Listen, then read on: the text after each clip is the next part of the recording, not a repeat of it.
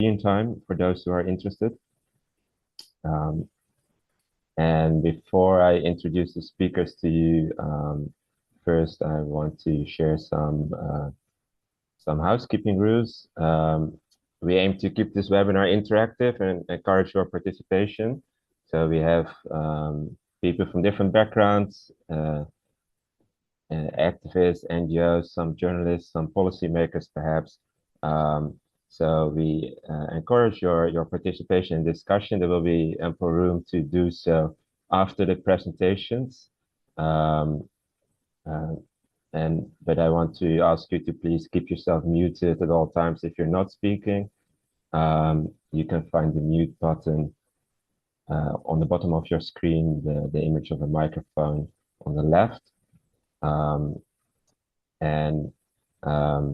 I also want to let you know that there is live interpretation to Bahasa Indonesia and to English if you require that. In order to enable this, you can go to the interpretation button on the bottom of your screen, the little globe, and then select the channel that you would like to hear. We will start with the 3 presentations first by 3 speakers.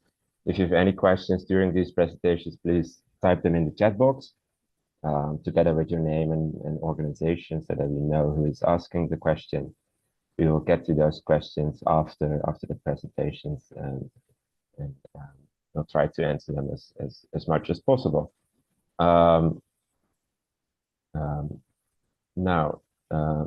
I'm pleased to let you know that we have the author of the report that is released today. We have her with us today, Jutta Keel. Jutta Keel is a biologist by training and a researcher of carbon markets over many years. And she will give us a general introduction, a general overview of the report that is being launched to start us off. And after that, we'll delve further into the specific cases of Malaysia and Indonesia. So Jutta, the floor is yours and you can start sharing your screen.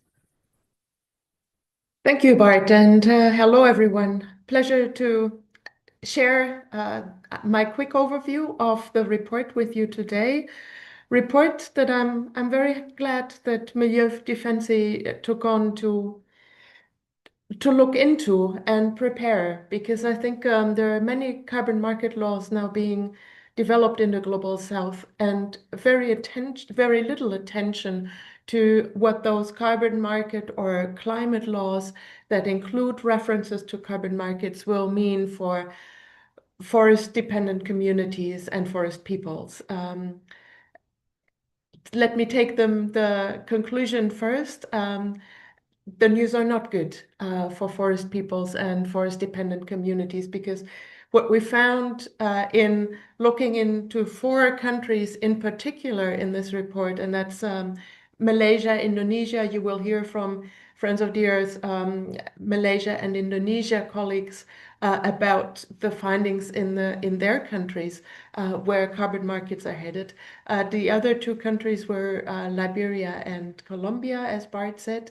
And we see some similarities emerging across all those 4 countries, even though they're at very different stages in advancing their carbon markets legislation. In Colombia, national carbon markets have been in existence for quite some years now, alongside a carbon tax. In Indonesia and Malaysia, carbon markets are very quickly being readied for domestic use. And in Liberia, the discussion is still at an earlier stage, but advancing very quickly, while the government has already negotiated some deals. Because colleagues from SAM and WALHI will talk about the situation of the carbon market law development in their countries, I would like to focus my quick overview on what we found in relation to Liberia and to Colombia. Generally, what we see is that corporations with a very, very long track record of forest destruction and of community rights violations are now standing to profit from those carbon market laws that are being developed. In Colombia, that's already happening. In Indonesia and Malaysia, it is very explicit in the carbon market laws that the biggest forest destroyers, the big logging companies, stand to be able to use at their concessions to generate carbon credits. In Liberia, uh, it was quite shocking for me to see when we looked into this how driven the development of climate and particularly carbon market laws in Liberia for many years has been driven by foreign agencies and the carbon trading agendas that they have. The needs of forest-dependent communities until now played a very minor role in all of this development. And that's a very concerning situation. In all four countries, we see that carbon market laws that are being developed are heading very quickly to a situation where the very hard-won advances in the recognition of forest communities and indigenous peoples' rights are being undermined. Uh, those rights that ensure that indigenous peoples and forest communities have control over their customary lands is very quickly undermined by those new laws being pushed ahead to establish carbon markets at national levels. We also saw that there are quite some patterns that are being repeated from the unregulated so-called voluntary carbon market. We see conservation organizations and conservation businesses playing a big role in all the four countries in the shaping of the carbon market legislation, and evidently then also see them benefit from the carbon markets. What we see in addition, as I mentioned already in relation to Indonesia and Malaysia, is that logging and plantation companies are starting to become the big beneficiaries from these scaled up carbon markets because they are being enabled to use the concessions that they have to generate carbon credits. And communities across the countries that we looked at and beyond um, stand to face a lot of empty promises of fair benefit sharing agreements. They also face a substantial loss of autonomy over their territories, and the restrictions will be very similar again as we have seen in now almost 20 years of voluntary carbon market red or forest carbon projects. Now let's look at some particulars, some specifics of the carbon market in Colombia.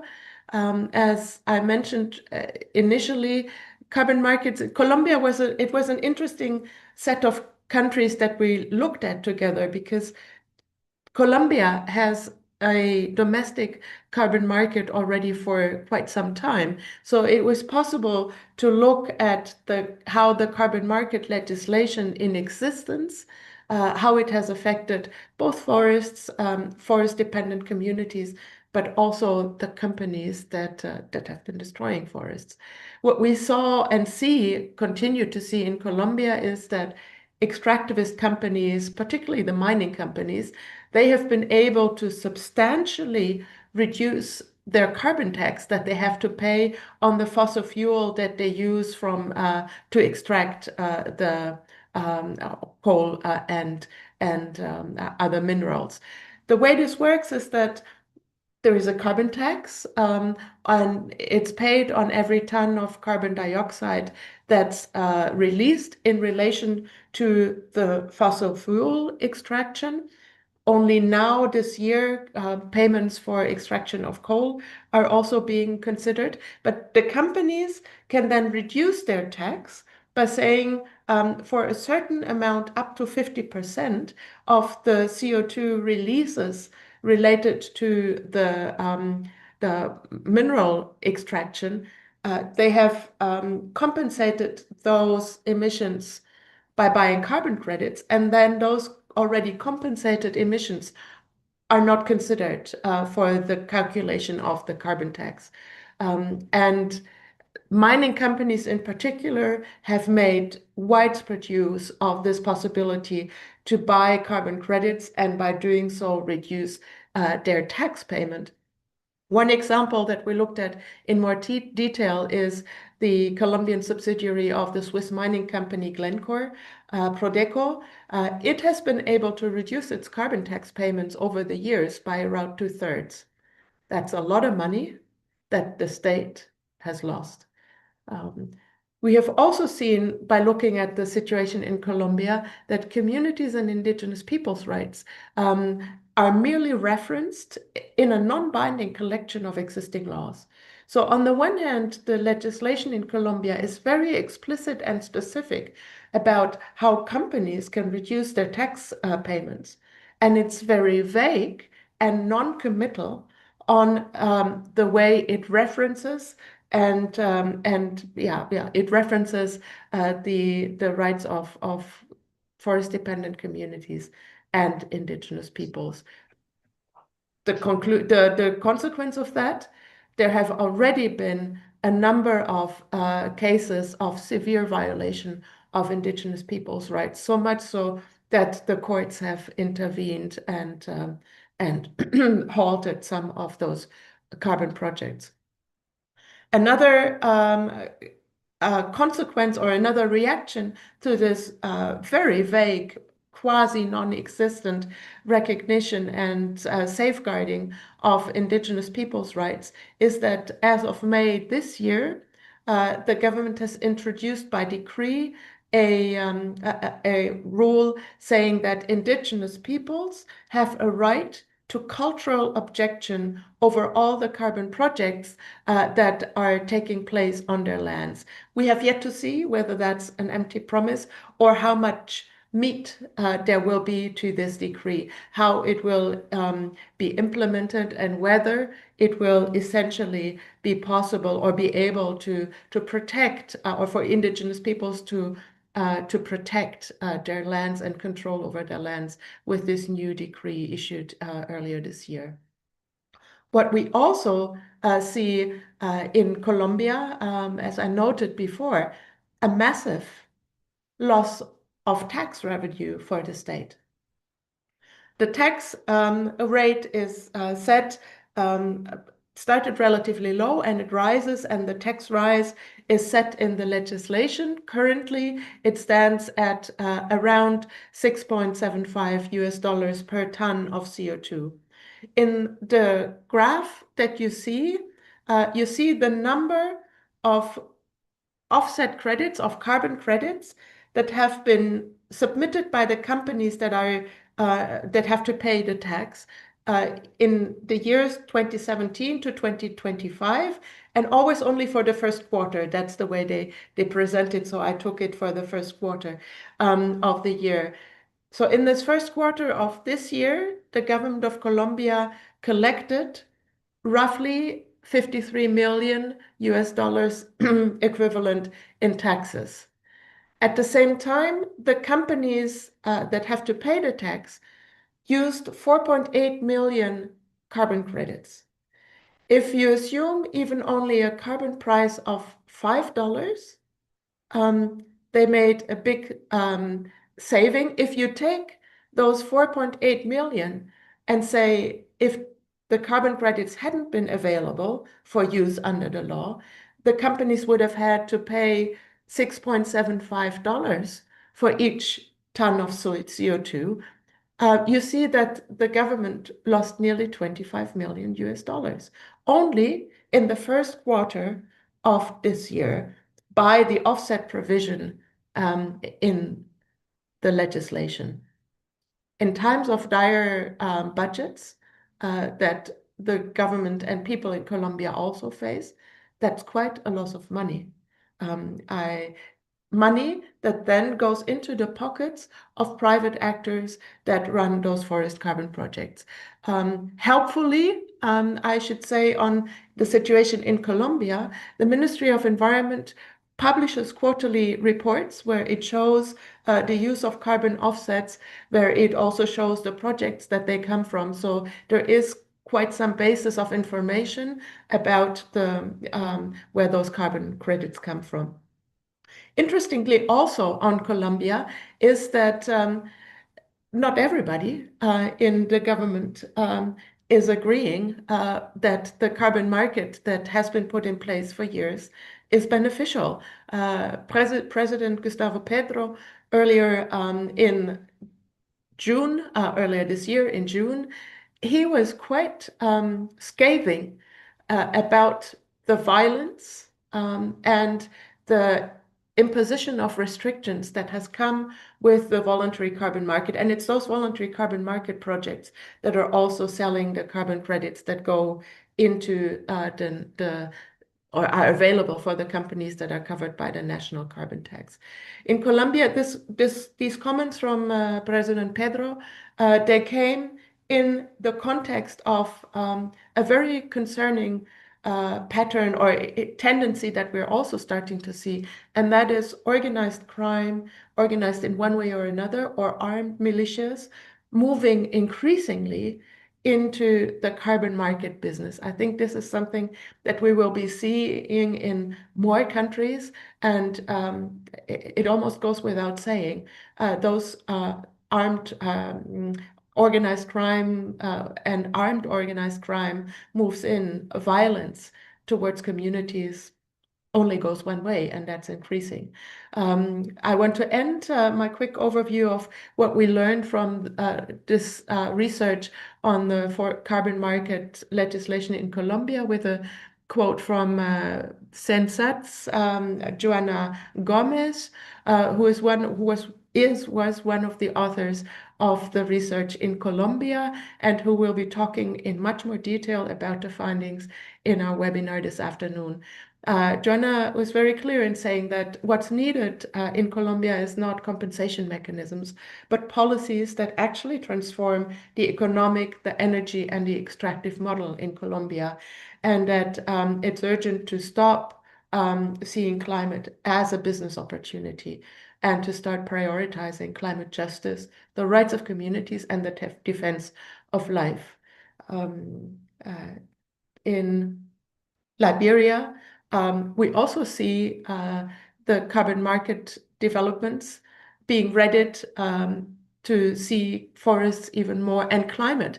I think this was a very pertinent comment here from Joanna from Sensat, that the climate crisis is seen as a business opportunity, and carbon markets are one of those possibilities to cash in on the business opportunity climate crisis.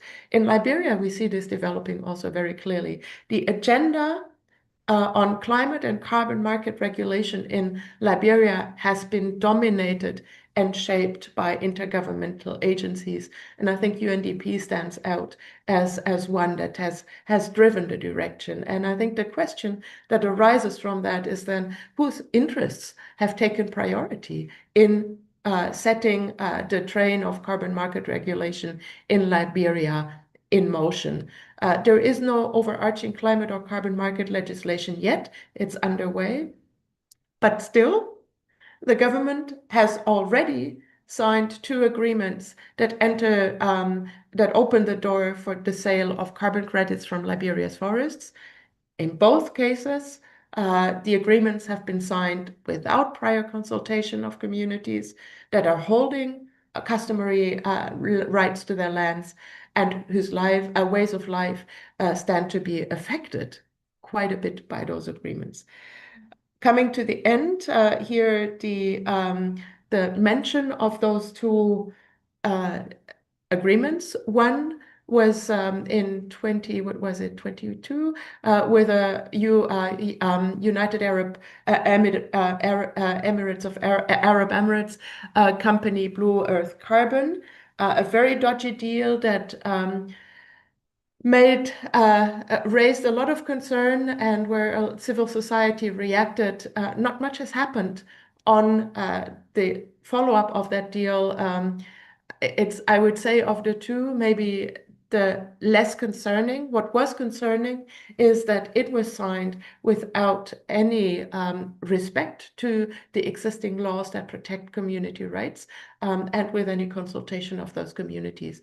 The more recent deal is with the Coalition for Rainforest Nations, and there we see very clearly how this agreement between the government of Liberia and the Coalition for Rainforest Nations is starting to shape or to continue the influence of external actors on carbon market development in Liberia. Ending my quick overview with a comment from Jonathan Ya from Sustainable Development Institute, Friends of the Earth, Liberia, who also emphasizes that it's important to prioritize funding that benefits Liberia and local communities rather than carbon market regulations that primarily advantage the industrialized countries and whose agencies have been driving this development. And Jonathan ends saying that it's crucial to protect Liberia's forests, not at the expense, but for the benefit and contribution of to the global community. I end it there. Hand back to Bart and Shamila and Uli for more details on carbon market legislation in Malaysia and Indonesia. Thank you, Jutta. That's very clear, very a good overview of the cases of Colombia, Liberia, and now we'll go into more detail about Indonesia. So our next speaker is Uli Artasiagian from WALHI Indonesia. Welcome, and she will talk to us about the local developments over there. Are you able to share your screen, Uli, or do you want me to share it? Ya, saya share screen sendiri.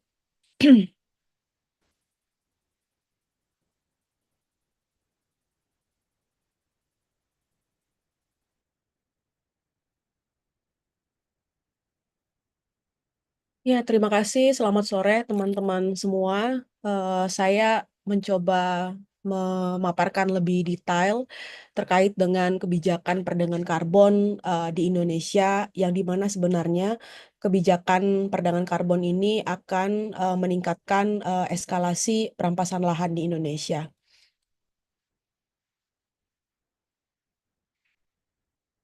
Ya, jadi sebenarnya seperti yang Juta bilang tadi ya, bahwa percakapan terkait dengan perdagangan karbon ini kan muncul tidak lepas dari percakapan mengenai krisis iklim gitu. Jadi krisis iklim itu dipakai menjadi alat atau argumentasi kenapa kemudian konservasi hutan itu harus dilakukan gitu ya, atau penekanan deforestasi itu harus dilakukan gitu.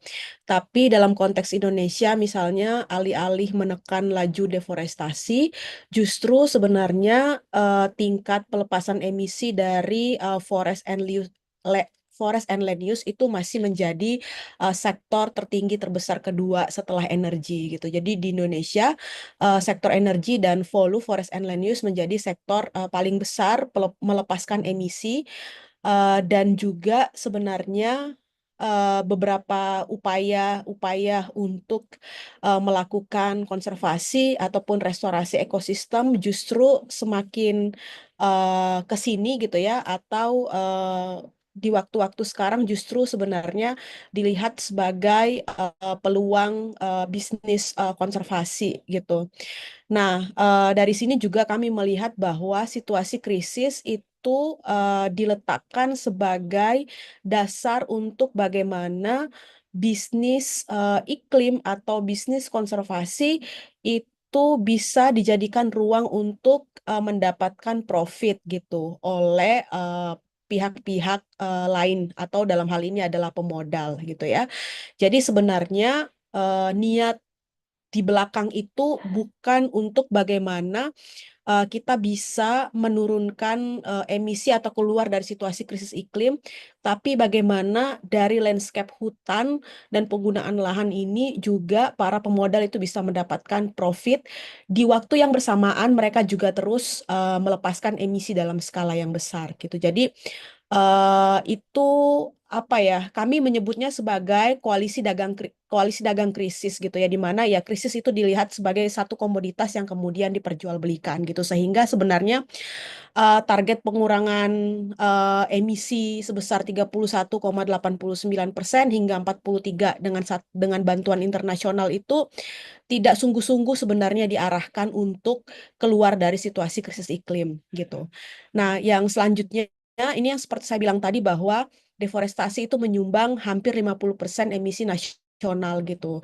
Kadang-kadang di saat ketika Indonesia itu mengalami kebakaran hutan dan lahan dalam skala yang besar, justru forest and land use ini menjadi emitter terbesar pertama, khususnya dari peatland gitu ya, gambut yang terbakar gitu. Tapi kalau misalnya kebakaran hutannya itu masih bisa dikendalikan atau artinya tidak masif secara besar, sektor energi pasti menjadi sektor pelepas emisi nomor satu gitu di Indonesia. Nah, lalu kemudian pemerintah mengadopsi pasar karbon sebagai solusi krisis iklim dan transisi energi.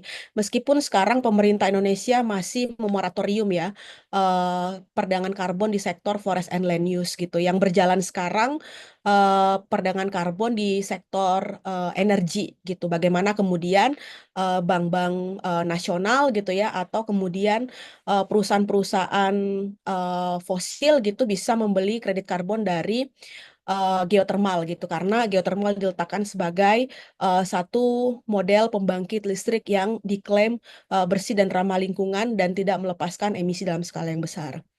Nah, namun proyek karbon sebenarnya justru memperbesar kendali korporasi atas tanah. Nanti kami jelaskan gitu ya, kenapa kemudian proyek-proyek karbon yang ada justru memperbesar kendali korporasi atas tanah.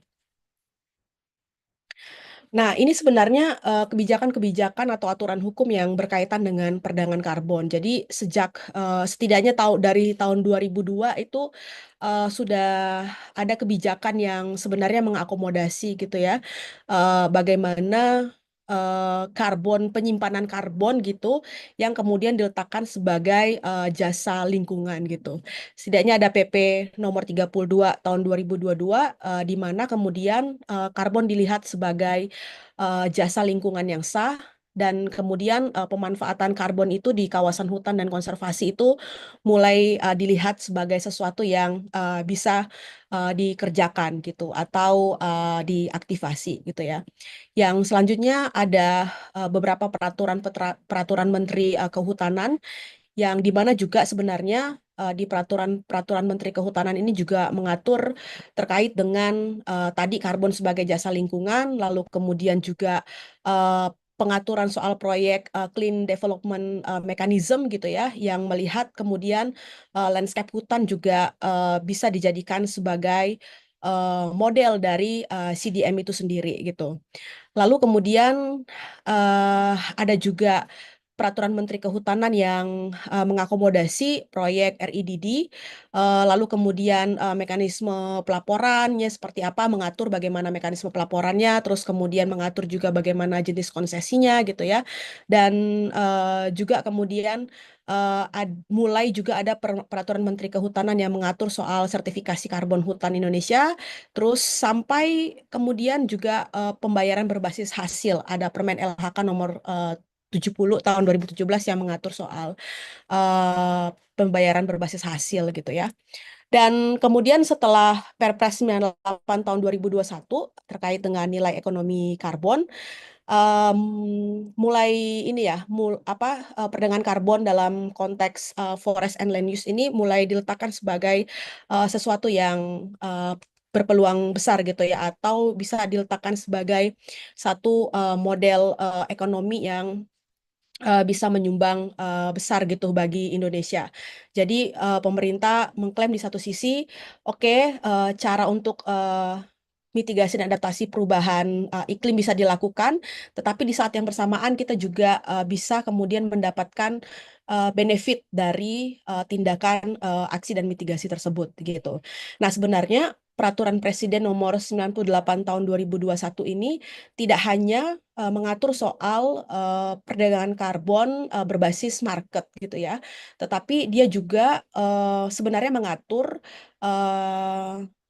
tax ya, pajak karbon. Dia juga mengatur soal bagaimana mekanisme cap gitu ya. Jadi batasan untuk suatu perusahaan bisa melepaskan emisi dalam batasan yang berapa gitu. Lalu kemudian bagaimana juga offsetting diatur di dalam situ gitu. Tetapi hal-hal yang menurut kami penting seperti pajak karbon itu justru proses untuk memperdigit atau memperjelas atau memperkuat instrumen kebijakannya itu justru dilakukan lambat gitu ya. Artinya progres untuk mengatur bagaimana perdagangan karbon berbasis pasar itu jauh lebih cepat gitu karena banyak sekali instrumen-instrumen hukum yang kemudian diciptakan oleh pemerintah untuk bagaimana mekanisme perdagangan karbon ini bisa secepatnya berjalan gitu. Sedangkan hal-hal yang berkaitan dengan pajak karbon, terus cap atau batasan berapa misalnya eh, pembangkit listrik tenaga uap batu bara untuk bisa gitu ya ambang batas untuk mereka bisa melepaskan emisi itu berapa itu nggak diatur gitu.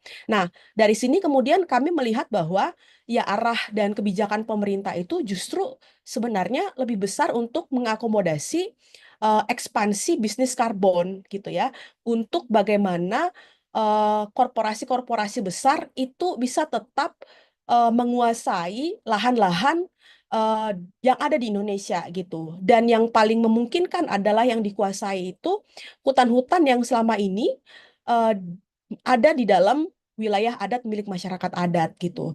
Nah, lalu kemudian juga pemerintah Indonesia memunculkan karbon ini ya pasar karbon gitu ya yang dimana Bursa Efek Indonesia menjadi leading sektor gitu ya dari bursa karbon ini sendiri gitu. Jadi selain ada Bursa Efek Indonesia, Indonesia sekarang juga punya bursa karbon gitu. Nah, di mana OJK juga atau Otoritas Jasa Keuangan juga menjadi pihak yang diberikan mandat untuk kemudian memantau dan mengatur secara teknis bagaimana perdagangan karbon berbasis bursa karbon ini bisa berjalan gitu. Nah, tetapi ketika kita melihat kebijakan-kebijakan teknis atau turunan yang diatur oleh OJK terkait dengan pasar karbon atau bursa karbon ini, justru sebenarnya dia tidak memungkinkan masyarakat adat atau komunitas lokal itu menjadi penyelenggara karbon gitu karena ada satu pasal atau satu aturan yang mengatur bahwa setiap orang yang bisa mengikut yang menjadi penyelenggara karbon dia harus memiliki modal paling kecil 100 miliar dan itu bukan hutang gitu ya artinya di wilayah dimanapun masyarakat adat dan rakyat biasa itu nggak akan bisa gitu menjadi penyelenggara karbon karena memang dibatasi secara modal gitu ya. Tetapi hal yang paling besar, problem yang paling besar dari Perpres 98 tahun 2021 ini atau nilai ekonomi karbon ini adalah negara itu meletakkan dirinya sebagai pemegang hak atas karbon itu sendiri. Jadi hak menguasai negara atas karbon gitu. Jadi, ketika masyarakat adat itu sekalipun mereka memiliki hak atas wilayah adatnya, atas hutan adatnya, dia tidak serta-merta memiliki hak atas karbon yang ada di hutan milik mereka atau di hutan yang ada di wilayah adat mereka gitu. Karena hak menguasai itu ada pada negara gitu.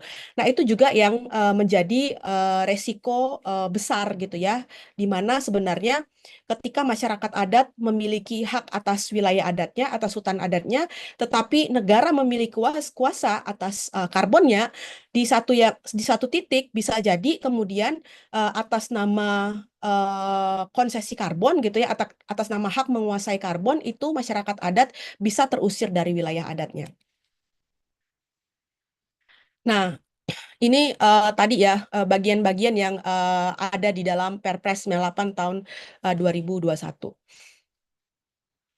Nah, jadi meskipun sekarang eh, apa namanya, perdagangan karbon berbasis forest and land use atau hutan gitu ya, lahan itu masih dimoratorium oleh pemerintah, tetapi justru sebenarnya sekarang banyak sekali perusahaan-perusahaan yang mengantri untuk mendapatkan izin pemanfaatan hutan gitu ya.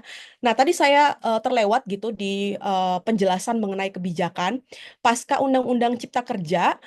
Sekarang kan sistem atau mekanisme perizinan di sektor kehutanan Indonesia itu adalah multi usaha perizinan, di mana satu perusahaan dia hanya mengurus atau mengajukan satu izin pemanfaatan berusaha perizinan berusaha pemanfaatan hutan gitu ya. Dia kemudian bisa memakai satu izin itu untuk berbagai macam aktivitas gitu. Misal satu perusahaan mengajukan izin seluas 100.000 hektar untuk mengelola satu kawasan hutan. Ketika dia memiliki izin PBPH atau perizinan berusaha pemanfaatan hutan di wilayah hutan seluas 100.000 hektar, di blok pertama di 50.000 hektar gitu ya, mereka misalnya bisa melakukan aktivitas logging, artinya mengambil kayu di hutan untuk dijual. Di 50.000 blok yang kedua, mereka bisa melakukan aktivitas menanam hutan tanaman industri misalnya pulp and paper aktivitas gitu ya di izin di blok yang kedua gitu atau kemudian di eh, izin yang lainnya di sisa wilayah izin lainnya mereka bisa melakukan aktivitas perdagangan karbon gitu ya hanya dengan satu izin gitu sebelumnya perusahaan itu harus mengurus masing-masing izin kalau misalnya mereka akan melakukan logging gitu ya atau apa namanya pengambilan hutan alam, kayu hutan alam, mereka harus mengurus izin sesuai dengan aktivitasnya gitu. Dan ketika misalnya mereka mau menanam hutan tanaman industri gitu ya di wilayah tersebut, mereka juga harus kemudian mengurus lagi izin yang berbeda untuk aktivitas hutan tanaman industri. Begitu juga untuk karbon. Tetapi sekarang pasca Undang-Undang Cipta Kerja, mereka bisa mendapatkan satu izin untuk melakukan semua aktivitas itu gitu. Dan kita sebagai masyarakat akan kesulitan untuk melihat atau mengetahui sebenarnya satu perusahaan itu melakukan aktivitas bisnis apa di wilayah izinnya gitu karena semua informasi yang berkaitan dengan aktivitas apa yang mereka lakukan itu hanya ada di dokumen perencanaan tahunan gitu yang di dalam konteks Indonesia dokumen-dokumen seperti itu sangat sulit sekali untuk diakses gitu. Jadi dalam konteks pemantauan juga masyarakat umum jadi lebih susah. Masyarakat adat komunitas lokal yang berada di wilayah-wilayah itu juga menjadi sangat sulit sekali untuk bisa mengetahui sebenarnya perusahaan ini beraktivitas apa gitu. Nah, dari kemudahan-kemudahan itu kemudian sekarang ini saya ambil dari dokumen investigasi yang dilakukan oleh satu media di Indonesia namanya Tempo. Jadi di bulan lalu mereka menerbitkan satu laporan yang berkaitan dengan semakin banyaknya perusahaan-perusahaan besar itu mengusulkan izin untuk pemanfaatan hutan ya atau PBPH tadi gitu. Nah, ini datanya gitu bahwa sampai akhir 2023 itu ada 152 entitas perusahaan yang sedang mengajukan permohonan izin di sektor kehutanan gitu yang dimana 152 perusahaan yang mengajukan izin ini ada di 26 provinsi. Dan wilayah yang diizinkan atau yang diusulkan itu bertumpang tindih dengan wilayah komunitas masyarakat adat gitu. Jadi sebenarnya ketika nanti pemerintah Indonesia atau dalam hal ini Kementerian Kehutanan mengizinkan atau memberikan izin kepada perusahaan-perusahaan yang mengajukan izin ini dan itu bertumpang tindih dengan wilayah masyarakat adat, ini akan memunculkan konflik besar atau konflik baru atau kemudian memperteguh konflik yang sekarang sudah ada gitu. Dengan jumlah yang diincar itu 4,8 juta gitu ya. Dan kemudian ini tersebar di Sumatera, Kalimantan, Papua, Bali, Nusa Tenggara Timur, Sulawesi dan Maluku gitu. Jadi dia tersebar di banyak wilayah di Indonesia.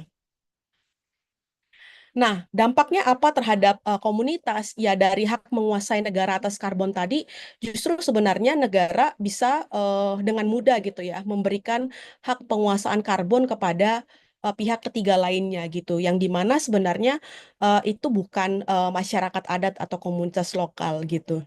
Nah, komunitas itu dia hanya bisa ikut serta jika bermitra dengan pihak ketiga. Jadi, ketika misalnya saya, masyarakat adat dari wilayah Sumatera, misalnya, saya punya hak atas wilayah adat saya, gitu. Tapi ketika saya ingin ikut dalam mekanisme perdagangan karbon, saya tidak bisa ikut secara langsung, gitu.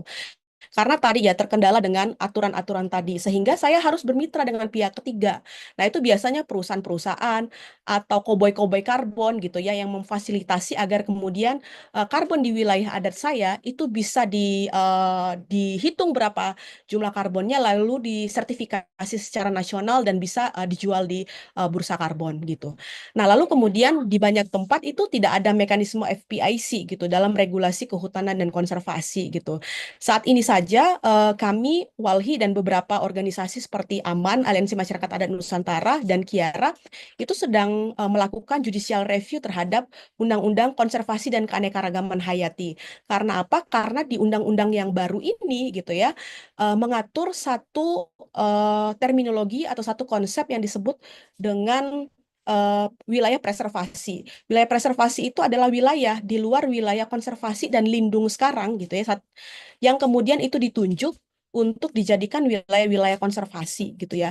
Di mana kemudian ketika wilayah yang ditunjuk itu menjadi wilayah konservasi, ketika itu adalah wilayah adat milik masyarakat adat, dan ketika masyarakat adatnya tidak mau menjadikan wilayah tersebut sebagai wilayah preservasi, maka dia harus melepaskan haknya secara terpaksa dan bahkan ketika mereka tidak mau mereka bisa dipenjara gitu. Jadi ini seperti model baru gitu ya, perampasan wilayah atas nama proyek-proyek konservasi, atas nama konsep-konsep konservasi, atas nama pembangunan hijau dan lain sebagainya gitu. Dan juga kemudian ketika satu wilayah adat milik masyarakat adat itu di apa ya baik dia dikerjasamakan dengan pihak ketiga untuk menjadi wilayah konsesi karbon gitu ya, atau kemudian dia diserahkan kepada pihak ketiga melalui izin restorasi ekosistem atau izin lain yang berkaitan dengan pemanfaatan hutan, maka akan ada pembatasan akses terhadap hutan dan praktik tradisional masyarakat adat gitu.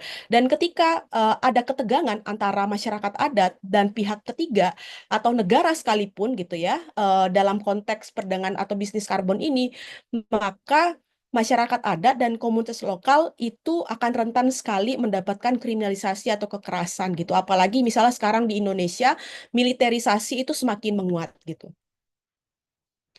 Nah, jadi kesimpulan dalam laporan riset di Indonesia itu terkait dengan kebijakan karbon berbasis pasar ini gitu ya, bahwa dia akan mengontrol memperluas kontrol korporasi atas tanah gitu ya, karena dia basisnya adalah izin ataupun ketika basisnya bukan izin, kuasa pihak ketiga atau kuasa korporasi yang kemudian menjadikan wilayah adat itu sebagai wilayah proyek karbon itu akan memperkuat kontrol mereka terhadap masyarakat adat termasuk dengan wilayahnya.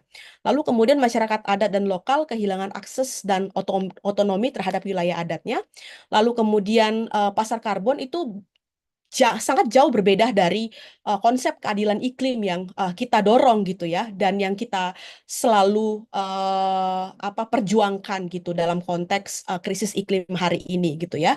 Lalu kemudian ya perlu direvisi gitu kebijakan-kebijakan yang saat ini itu tidak menjamin perlindungan hak masyarakat atas wilayahnya. Misalkan saja Undang-undang Konservasi gitu ya, yang sekarang sedang di judicial review oleh WALHI, seharusnya Mahkamah Konstitusi misalnya mengabulkan permintaan kami untuk membatalkan Undang-Undang Konservasi versi revisi yang ada sekarang, atau kemudian juga membatalkan Undang-Undang Cipta Kerja yang menjadi payung hukum dari kemudahan-kemudahan pengelolaan dan pemberian akses kepada korporasi untuk penguasaan hutan gitu. Mungkin itu dari saya ya. Terima kasih.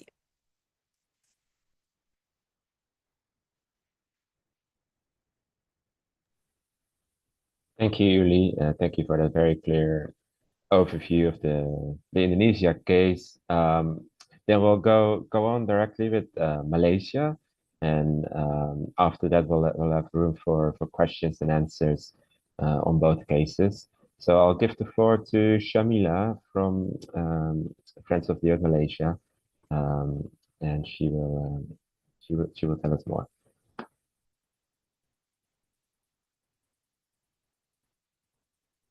you are, yeah. Thank you, Bart. Thank you, Uli, and thank you to Friends of the Earth Netherlands, and also to the audience here today. Good afternoon. I will now proceed with the situation in Malaysia. So my presentation today will be divided into 4 parts. First, we will go to the development in policy and law in the country. Malaysia, first and foremost, is a federation. It's a federation of 3 regions, Peninsular Malaysia, that contains a further 9 states, Sarawak and Sabah. Now, under our federal constitution, land and forest matters are under state jurisdiction. Sarawak and Sabah, as regions, as members of the federation, have larger autonomy on land and forestry matters. Each member of the federation enforces its own laws on forests, land conservation, and the environment. These words, climate change and environment, are not mentioned in the federal constitution jurisdiction. So, because of obviously these are more recent concerns in the last 30, 40 years. Yep. So now, but however, the country, the federal constitution does allow for the federal government to make laws on matters that are under the state jurisdiction under 3 conditions. If you look at the first one, to implement any treaty, agreement, or convention between the federation and any other country, or any decision of an international organization of which federation is a member. But so does this mean that the federal government have sufficient authority to enact climate change policies and laws for the entire federation? But however, currently in the country, we have right now we have the National Policy on Climate Change and National Policy on Climate Change 2.0. That was this is the second one. Sarawak and Sabah have not planning to do, but have yet to enact their own. As you can see, the federal National Policy on Climate Change only mentions indigenous communities 3 times, 4 times if you count a photo caption. The federal government also has done many steps, a few steps to implement a few actions from including setting up in 2021, as you can see, the Malaysia Forest Fund, where it has 2 mechanisms, forest conservation certificate and forest carbon offset. The first one, the ones in green, are non-market instrument. We also have the Bursa Carbon Exchange set up. There is also a discussion on domestic emission trading scheme, and we also have this mechanism, EFT, Ecological Fiscal Transfer for Biodiversity Conservation, which is another non-market instrument to fund state governments.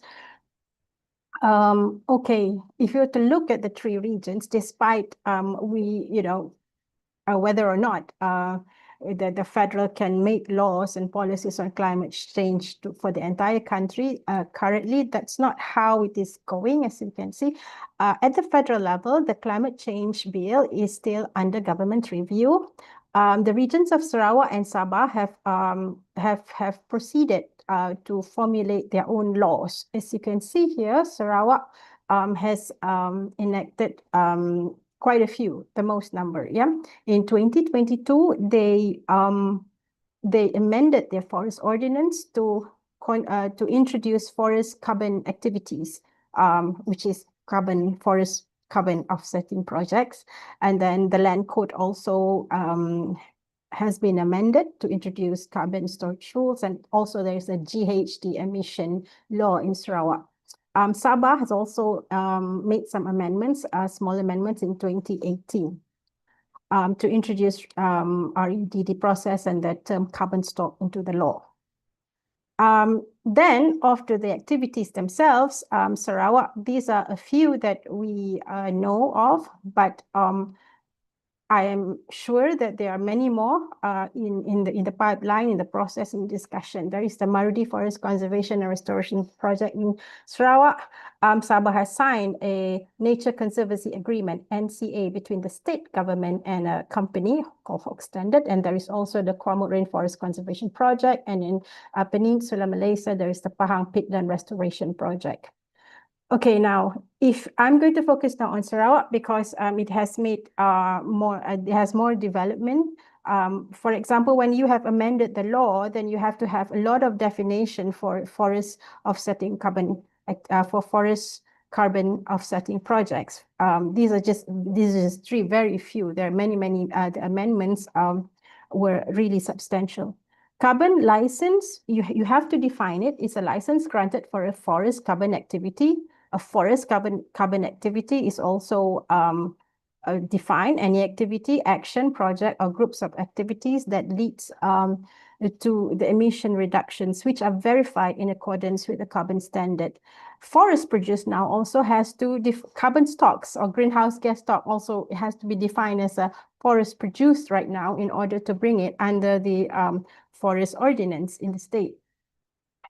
And also, if you were to look at the amendments in the whole, if you can see here, there is this natural and this artificial process of, carbon sequestration. A carbon sink, likewise, you also have a natural and artificial storage. And carbon stock or GHG stock will also include, for example, products of harvested trees, agricultural crops, plants, wood, and paper products. So this sort of implies that there is a possibility for monoculture plantations, for example, to take part in forest carbon offsetting projects. There's also concern about CCS and CCUS, carbon capture, utilization, and storage, but we will not be covering that in this presentation. In Sabah too, the NCA, the Nature Conservancy Agreement, was signed, and as a result, civil legal action was filed by an indigenous community representative. Okay, now, first part, we have seen the policy. Now, the second part, we need to understand how indigenous customary land rights, how is it defined in the country. Now, indigenous customary land rights or titles, they have been obtained from the authority of customs and customary laws and are commonly acknowledged and enforced by members of an indigenous community. They are different from the documentary land titles, which are rights obtained from documents issued by the state under a legislation. So, of course, it's also territorial, and it also has a strong relationship with the territory, and also it's a heritage. It's passed from one generation to another. There are various in the three regions, because all these are under the regions. You can see there are various laws that touch on indigenous customary land rights. But as you can see, the statutes, they lack many things. There is no guarantee of adequate compensation in the case of the loss of the rights, and also there is no free, prior, and informed consent process in place. So laws are there. But unfortunately, they're not very good. But however, under the federal constitution, these rights are protected under the right to property, the right to life and livelihood, and they are considered as pre-existing rights. These are all findings of the Malaysian judiciary results since the 1990s. As you can see, it's very substantial as opposed to the statutes that I've shown you just now. There is also, in order to verify the validity of a claim of a right, you must consult the customs and customary law of the community and not modern laws. And so even without a documentary title, a reservation status, a document, these rights must have the same protection as a documentary land title. Okay. So right now, what we should be doing is actually to review existing policies and laws on indigenous peoples' land forest conservation in order to make them align to judicial decisions since the 1990s. Now, in order to see how carbon offsetting projects impact on indigenous rights, this is the problem. The first one, I will not go through all. If the rights are without any document of title or status as an indigenous communal reserve, for example, the state tends to interpret it as usufructuary rights, that is the right to use and benefit from the land, but not the right to ownership of the land itself. The land is often regarded as state land forest, reserve forest, and other classes of forests.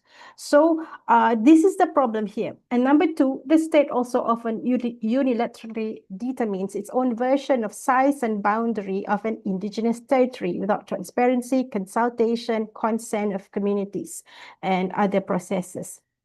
So with these only two causes that I'm covering, because there are more. You can see here also logging, plantation, mining. This is the reason they are freely issued by the state on indigenous land, because the land is considered owned by the state. Okay, now, given this background, then if there is poor recognition of indigenous customary territories, how can indigenous communities be carbon rights holders? Because to be carbon rights holders, your land rights must be legally secured and recognized by the state, as this is a licensed activity. Forest carbon offsetting project area, just like in the case for other licensed activities such as logging and monoculture plantations, as well as gazetted production forests and conservation areas, in all probability will be claimed to be free or largely free from indigenous customary territories.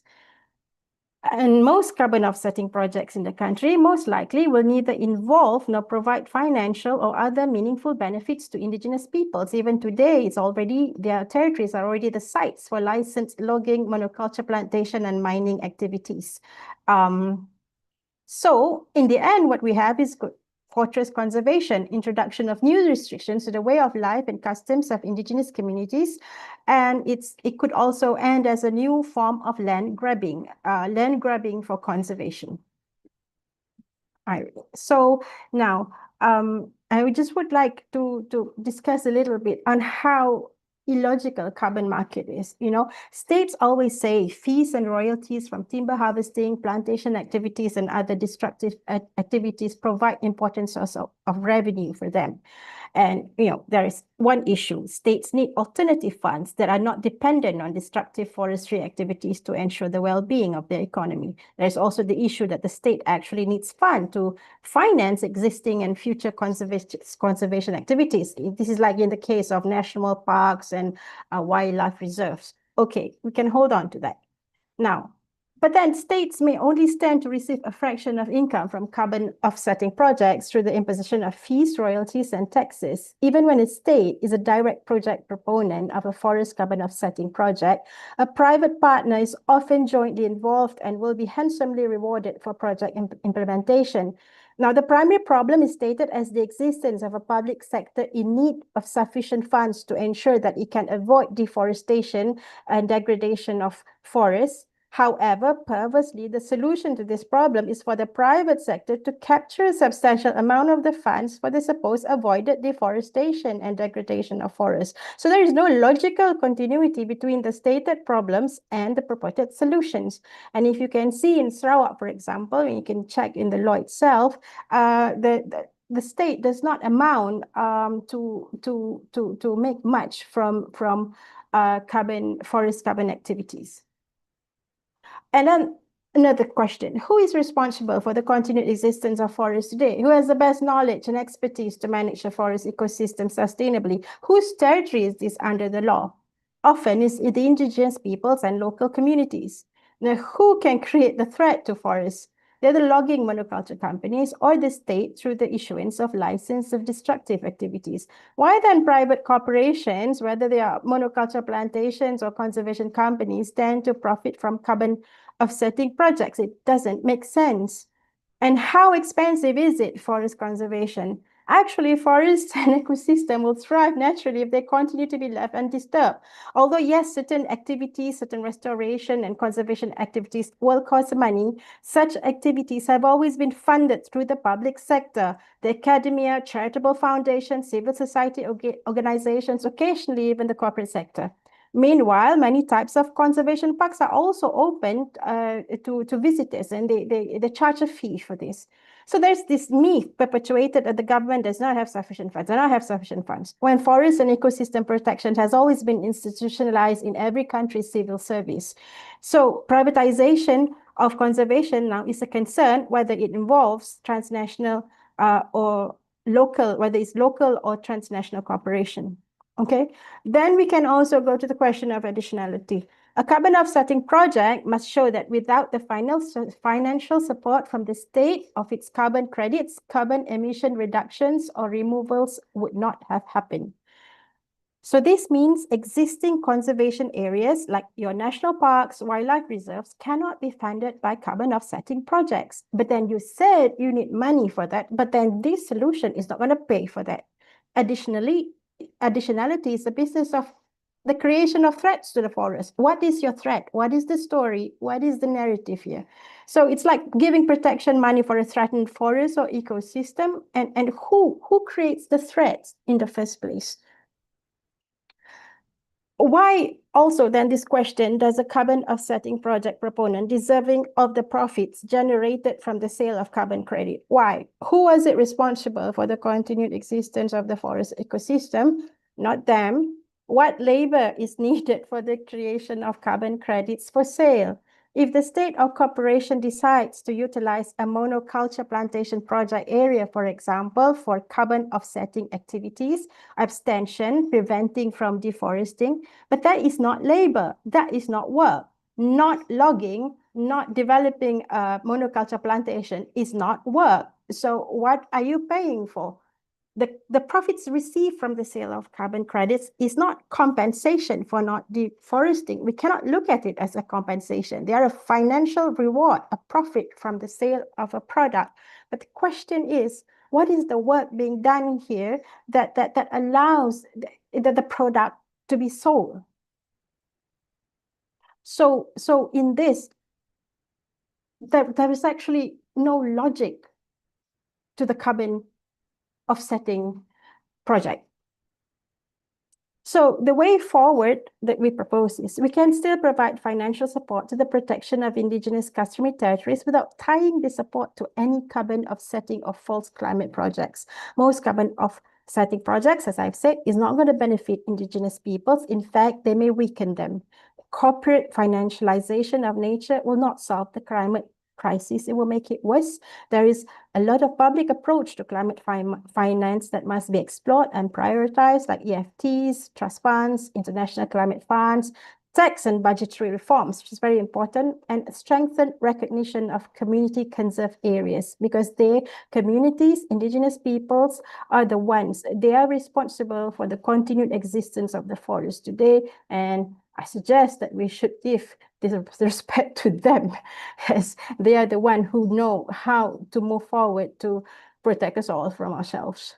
So yeah, there are many measures. You can develop a public sector conservation grants. You can introduce reforms in state budgeting, taxing systems, policy, legal governance reforms to promote the integration of the protection of local and indigenous community land rights, with that on forests and sensitive ecosystems.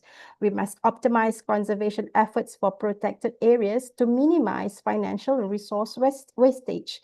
We can develop more effective regulatory framework plans, tools and mechanisms to increase and diversify public sector funding resources for conservation activities. We can increase capacity building efforts to improve scientific, technical, managerial, and other key resources to optimize our conservation strategies and efforts. And we can also utilize international climate funds. So yeah, there are also this question that we need we need to think about a few things too before we move forward. There is a knowledge gap right now between international climate advocacy and national and local forest and indigenous land rights advocacy. How do you explain? People are talking about carbon, but when you go, do they go down on the ground, try to explain carbon markets, carbon offsetting projects to affected communities? Often the first thing they say is, what is carbon? And then there is also governments themselves, parliament, legislature, judiciary must also, we have to bridge the knowledge between all different entities in the state. And also this is the biggest problem, the seduction of false climate solutions. What they're going to sell is that you get paid for conserving the forest and solving the climate crisis. This is a simplification for how things work, because definitely the indigenous peoples and local communities are unlikely to be paid for conserving the forest and solving the climate crisis under this model. Okay, with that, I will stop here. Thank you very much.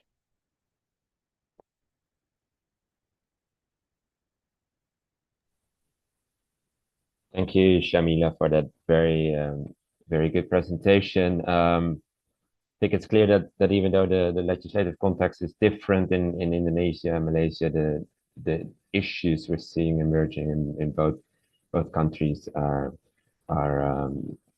are very similar. Before we open the floor for discussions, and questions, I just want to highlight that the report in English is also since this morning available through Milieudefensie's website, so you can download that for yourself if you want. Also,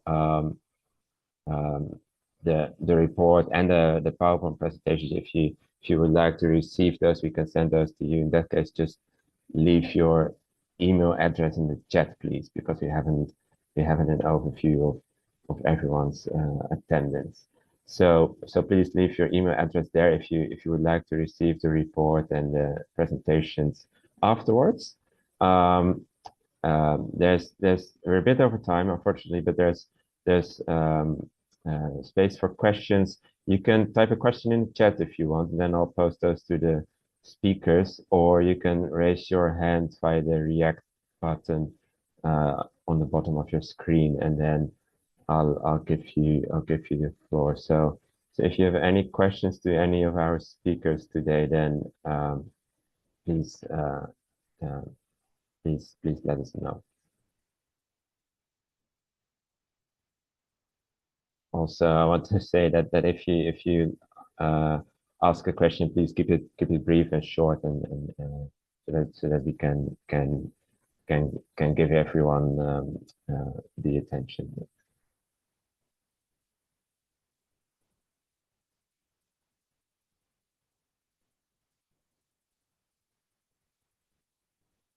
If there's no immediate question for now, I might start with a question for. Oh yes, we have one in the chat here. Would it be justified to call for a ban on nature-based carbon offsets? That's a very good question. I'll post that question to Shamila. Shamila, are you able to say something about that?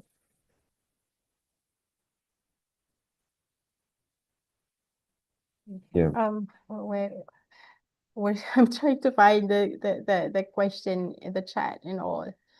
I cannot see it. The question is whether it would be justified to call for a ban on nature-based carbon offsets. Should it be banned, and if so, how would that work in your local context? Yeah, I think they should be stopped because they don't do anything. And we have not even, I mean, I had not even touched about the fact that it does not, scientifically, there is no proof that it will work. The only way to address climate change is to reduce or end our dependence on fossil fuels. Why would we want to run around like this, not solving the problem and then harming communities, and also creating a new, like is a manufacturing of consent, manufacturing of a story that did not exist before. If we pretend like we've got no money for forest conservation, all the forests would have been gone by now. We still have some forests left. And this is also to say, as if, the civil service takes, this is part of civil service. This is part of the commons. This is the property of the state. And there are many, all this while, we have been having national parks, forest reserves, and all that. But suddenly when carbon comes, oh, we got to do this, or no, we don't have money. It's a very odd argument, I think. But I also think that maybe Juta can also give more, an overall, because she has studied all the countries. So yes, I don't think it shouldn't be promoted at all. Jutta, do you Thank want you. to add anything to that? Yeah, on the very short answer to the question, yes, they should have been banned yesterday, because the time for carbon offsetting is over.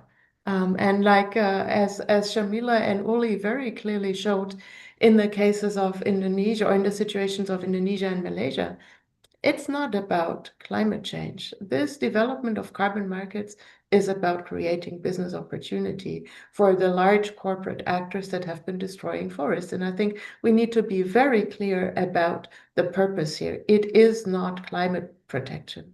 It is business opportunity. The UN Special Rapporteur on Indigenous Peoples already has called for a moratorium, at least, on forest carbon projects, because as both Uli and Shamila also said, this is rushing very quickly legislation in before forest-dependent communities and indigenous peoples have any chance to prepare themselves. And the point that Shamila made at the end, the seduction is nothing changes, you get money. It couldn't be further from the truth. Neither will communities get much money. They will. And because there is a lot of money poverty in communities, and I underline money poverty, this is being exploited. Because if there is very little money available, a small amount looks big. And we see that over and over and over again, that money is dangled as the promise to get support for those carbon projects. So the short answer to the question, yes, those carbon projects should have been banned yesterday for a number of reasons. Climate damage, damaging communities, we're way over the carbon budget. There is no space for more offsetting. It's time to reduce. And they are rewarding the wrong actors. They're not rewarding forest people's work to protect forests. They're increasing the profit of either those who've been those corporations that have a long history of destroying, or they're providing funding to a new conservation industry that's very quickly growing, and all the consultancy that comes with that for zero climate benefit. For zero climate benefit. I leave it there. Thank you. Thanks. That's very clear.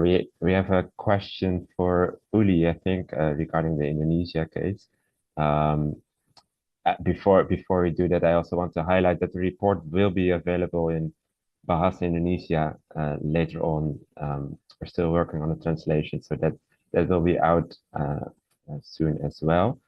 So if you would like to see it in Bahasa Indonesia, that will be possible too.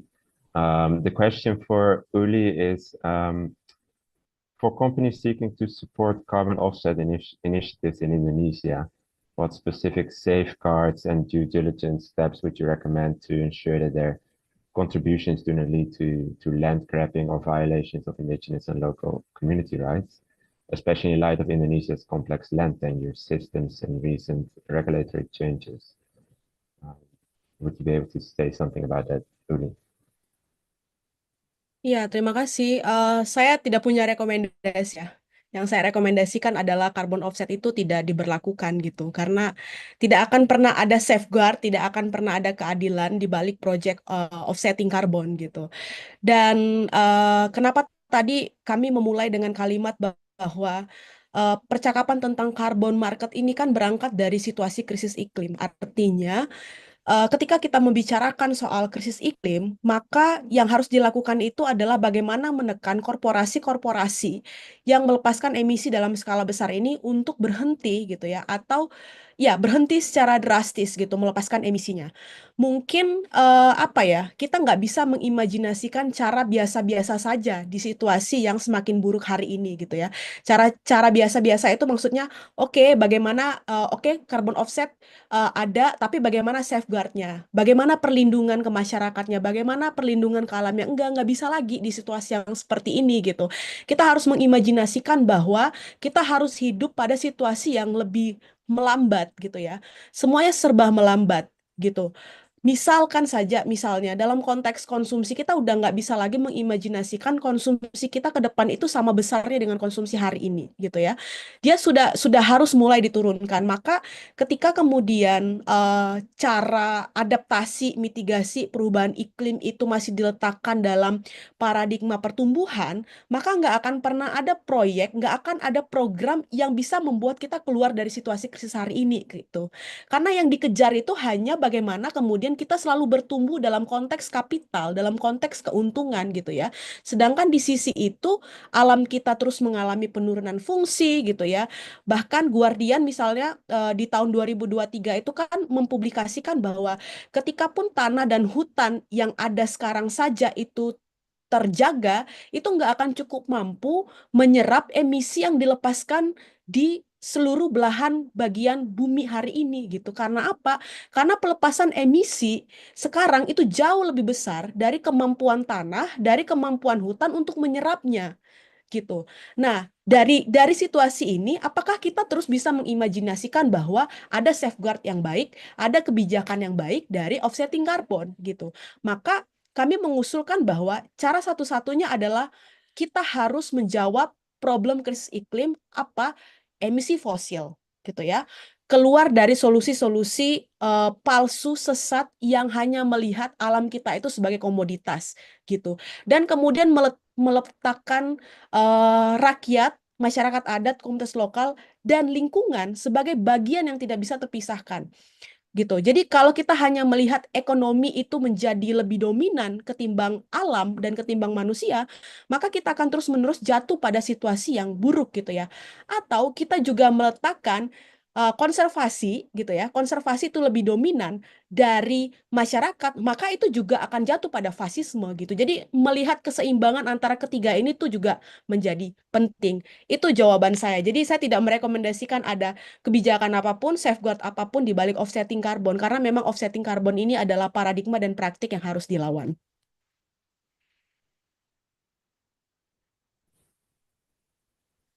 Thank you. Maybe if I can follow up on that, I would like to ask you what ways there are for indigenous peoples and local communities that are already being affected by these developments to resist this, and particularly what regulatory or legislative avenues they have for resisting this. Could you tell us a bit more about that? Ya, oke. Di Indonesia itu kita sedang berjuang untuk mengesahkan undang-undang masyarakat adat ya, sebagai undang-undang, karena di Indonesia itu belum ada perundang-undangan yang memang mengakui dan melindungi masyarakat adat beserta dengan hak-haknya. Perjuangan untuk menjadikan rancangan undang-undang ini menjadi undang-undang itu 15 tahunan gitu, sehingga memang kalau memang kita mau memperkuat posisi masyarakat di tengah masyarakat adat ya, di tengah gempuran kebijakan yang terus menghimpit mereka gitu ya, maka sebenarnya pemerintah Indonesia harus mengesahkan undang-undang ini gitu ya. Lalu yang kedua, di Indonesia juga sekarang tengah mengurus atau menyusun undang-undang keadilan iklim gitu ya. Sehingga memang undang-undang ini harusnya dipercepat untuk dibahas dan disahkan oleh pemerintah Indonesia. Karena apa? Karena menurut kami undang-undang keadilan iklim ini menjadi penting, dan undang-undang masyarakat adat ini juga menjadi penting untuk menjadi payung hukum atau menjadi antitesa dari kebijakan-kebijakan buruk yang ada gitu ya. Seperti kebijakan-kebijakan yang mengatur soal carbon offsetting, kebijakan-kebijakan yang mengatur soal akomodasi perizinan ekstraktif gitu ya. Jadi harus ada kebijakan yang memang melindungi masyarakat adat, komunitas lokal beserta hak-hak mereka atas wilayah adat mereka. Itu yang pertama. Yang kedua, saya mau bilang bahwa pemerintah Indonesia mungkin juga di Malaysia atau di seluruh negara, termasuk misalnya pengambil kebijakan di internasional itu sudah gagal untuk mencari solusi sebenarnya untuk mengatasi krisis iklim. Sudah gagal mengurus dan melindungi hutan gitu ya. Sehingga harusnya dari kegagalan itu mereka mengakui dan melakukan permintaan maaf kepada masyarakat adat yang selama ini menjaga hutan, tapi kemudian mereka dirampas haknya, dibatasi cara tradisionalnya untuk melindungi hutan gitu. Hanya dengan cara itulah kita bisa sama-sama gitu ya menjaga hutan kita saat ini dan sama-sama berupaya untuk keluar dari krisis. Jadi saya tidak percaya ada solusi baik yang muncul dari pemerintah gitu ya. Karena pengalaman menyatakan bahwa kebijakan yang muncul, solusi yang muncul dari pemerintah itu selalu kebijakan dan solusi yang sesat gitu. Sehingga kita harus terus-menerus mengangkat narasi-narasi atau solusi-solusi yang ada di masyarakat. Karena saya percaya sekali semua solusi untuk mengatasi krisis iklim, keluar dari situasi buruk itu ada di masyarakat adat yang sampai hari ini masih mempraktikkan cara-cara tradisional dan adat mereka gitu ya. Untuk bagaimana mereka bisa seimbang antara kebutuhan hidupnya, alam, dan kebutuhan generasi mendatang.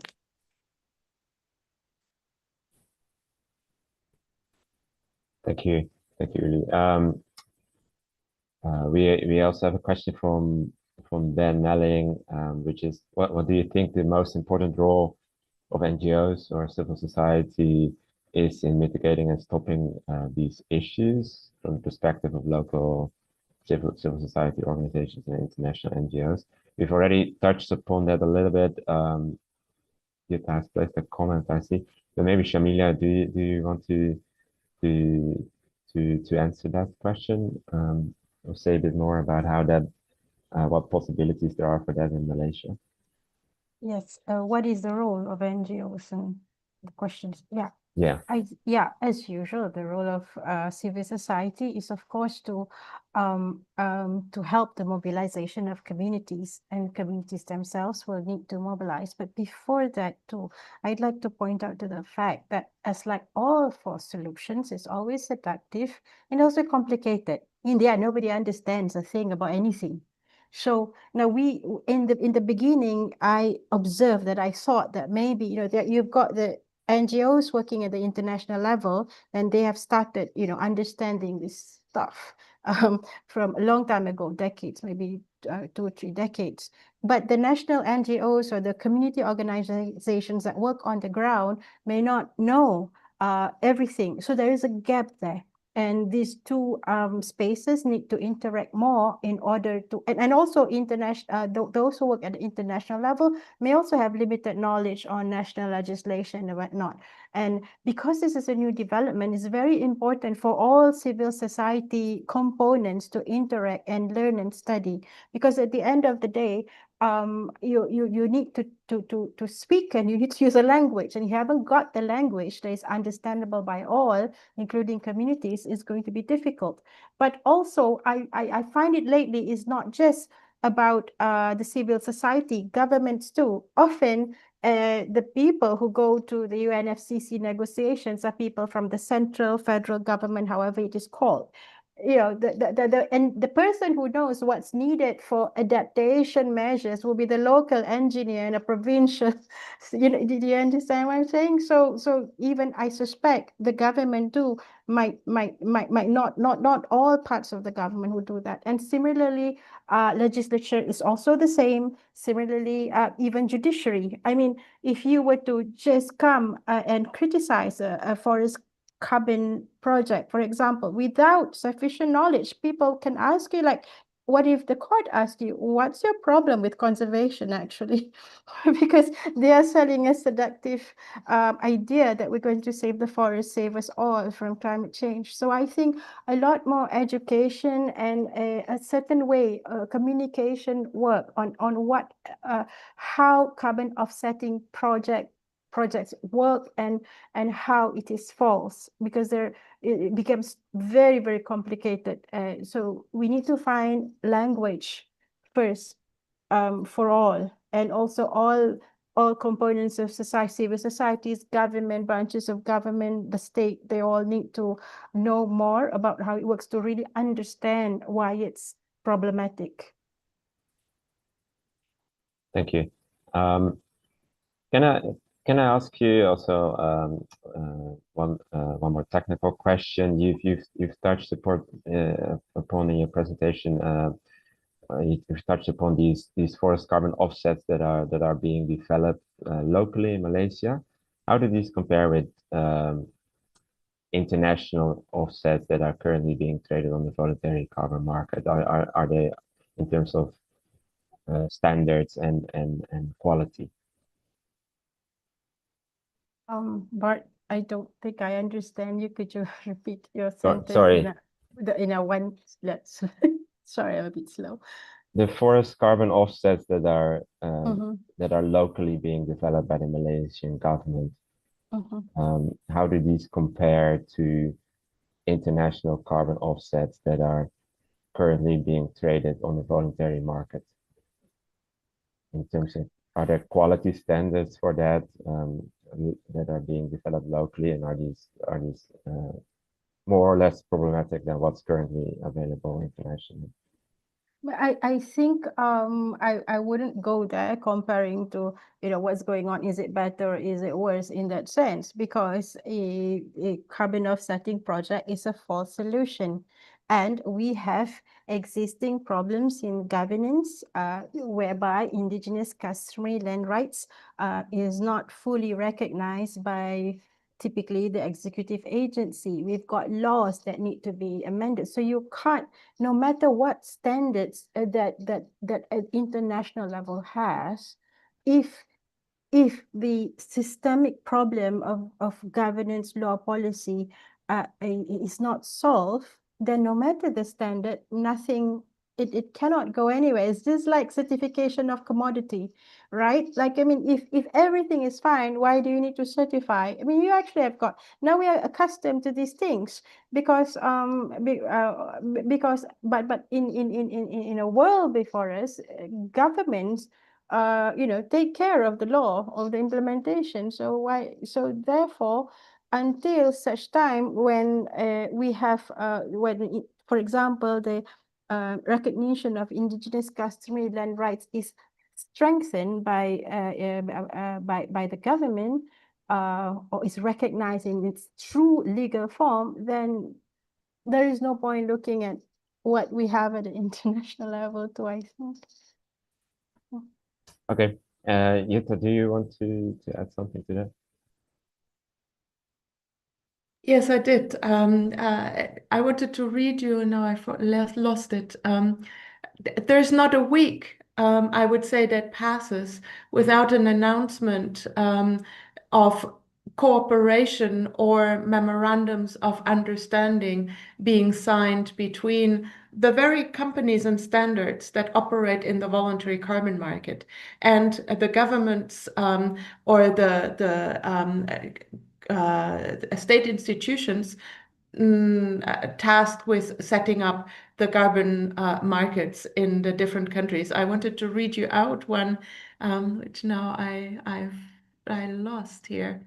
It was about cooperation between the Colombian carbon standard Ser Carbono and the government of Indonesia, Malaysia, a state of Malaysia.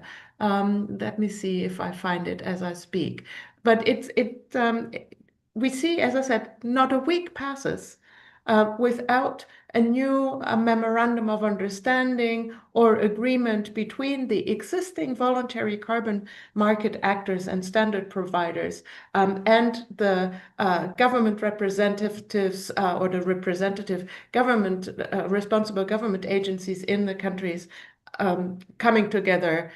We should not expect any different from what is coming than what we have seen in the carbon market. Like Shamila said, very, very to the point, it's the same model.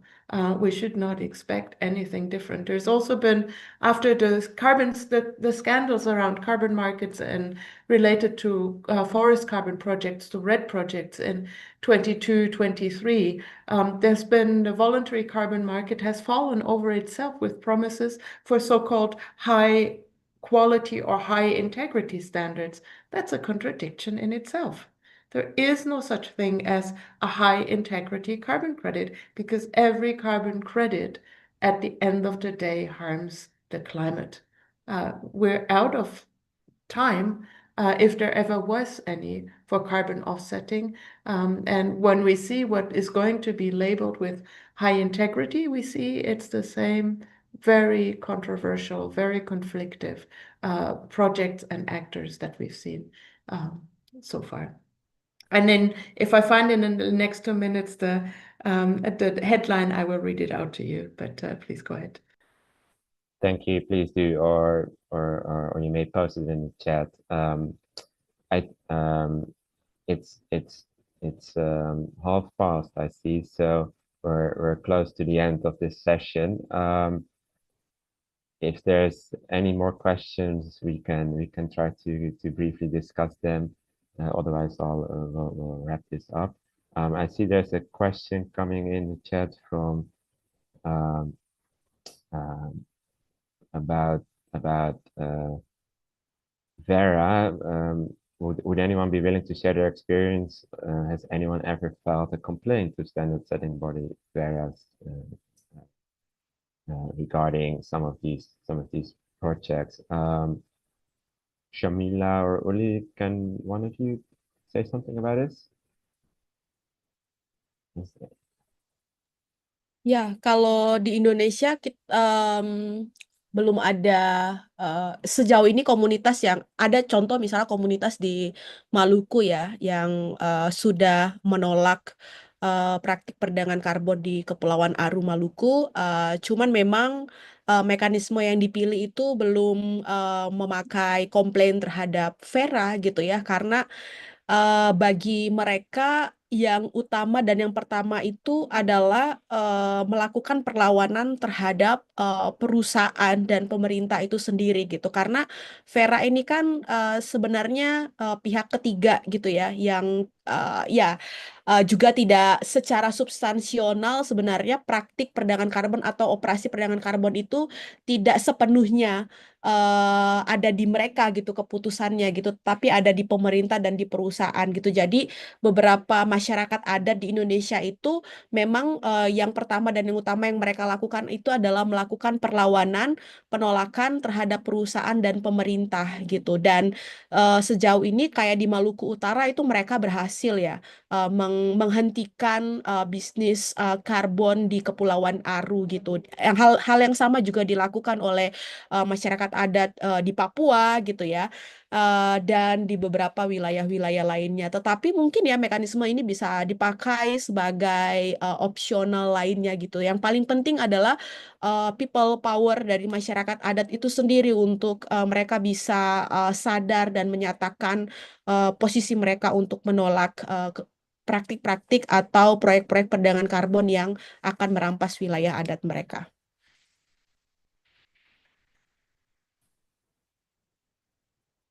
Thank you. That's I think we'll leave it at that. It's been past, so we'll wrap this up. If you want to receive the presentations and the reports, you can leave your email in the chat, and then we'll make sure that you receive those. Otherwise, I will thank our speakers, Jutta Keo, Uli Artasjagjan, and Shamila Arifin, for their participation today and their very clear and very fierce comments about carbon markets. Thank you so much, and I wish everyone a good evening if you're in Asia, or otherwise a good rest of your day. Thank you, and maybe see you next time. Bye bye. Okay. Thank you. Thank you.